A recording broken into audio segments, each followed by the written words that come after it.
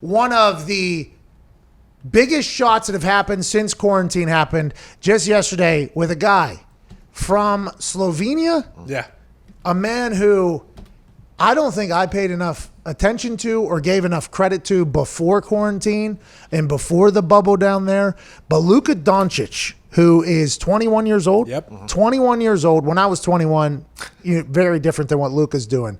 Luka hits a step back at the end of overtime to give them a win over the Clippers on a sprained ankle that caused him to be carried out basically 2 days beforehand. He ended up having 43 points, 17 rebounds, and 13 assists. 21 years old, and he's the third player in NBA postseason history with a 40, 15, and 10 assist game, joining Charles Barkley and Oscar Robertson, who are much older than he was whenever they did this at the time. So the fact that Luka has kind of taken over the entire bubble at this point, Luka mania has run wild on the internet, and for good reason. His body control is something that everybody in our office talked about. I'm like, why is this guy so good? Well, his body control is so good. He's gained the respect of the entire league. Kevin Love, LeBron James, Steph Curry, Lillard, Bradley Beal, Trae Young, D. Wade, John Morant, and many others, as soon as they saw that shot, went crazy for him. It seems like he's well liked by everybody. We saw this situation where he was called a bitch-ass white boy, and then the next day there was an apology or whatever.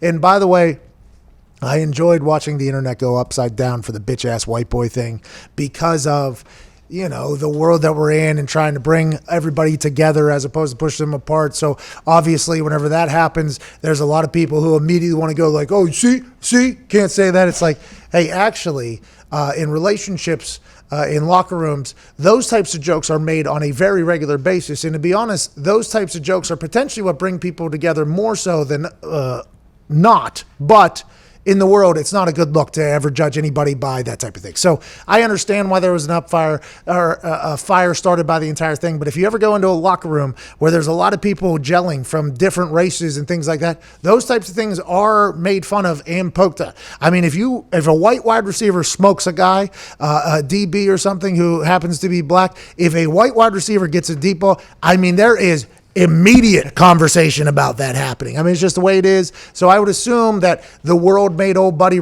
apologize to Luka, but I assume Luka took no offense to that throughout what he's doing. But I'm happy they made up afterwards to show the world, like, hey, that's not something we should do anymore. Okay, cool. But Luka on that sprained ankle, the game he played, and then it begs the question: if you were to start a franchise for the next 10 years, this is classic sports talk.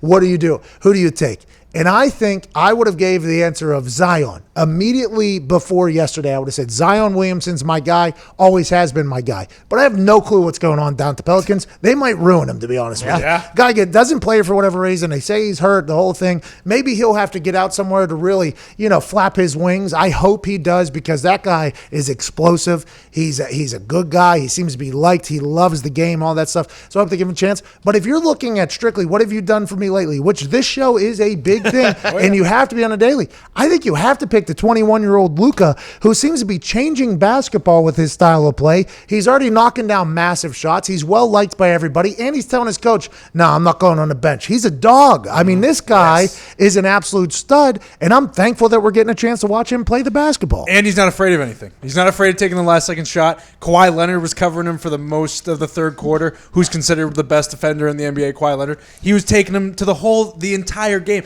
It's wild to watch him play. Now, the Clippers, by the way, they got problems, right? I mean, Oh, yeah. Playoff P. I mean, playoff P is... He had 7 points at half, no points for the rest of the game. I think he's the first player in NBA history to shoot under 25% in the first 4 games or first 3 games. Yeah, his last 3 games, he's got 11.3 points, 21% from the field, 16% from three-point line. Did you memorize that, or were you just reading it? Oh, I memorized it. It's actually on the inside of my glasses. I'm reading it right here, through there. They're a problem. The Raptors have already gone on to round 2 in the Eastern playoffs. If the Clippers were to not get past the Mavericks, which, by the way, who's hot? Mavericks are hot right now. And that was out without Porzingis, right? Yeah. Mm-hmm. So if the Clippers don't make it past, Kawhi would have left a champion team in all of Canada to go to the Clippers for star power and more weapons, and it's create a new legacy, all for naught when the Raptors make it without him. And there's word coming out now that Kawhi actually wanted to partner up with Jimmy Butler, and he reached out to Jimmy Butler to come join him with the Clippers, and then they fell to Paul George. So I don't think Kawhi Fell to Paul George. doesn't want to carry Paul George anymore, same way Russell Westbrook didn't.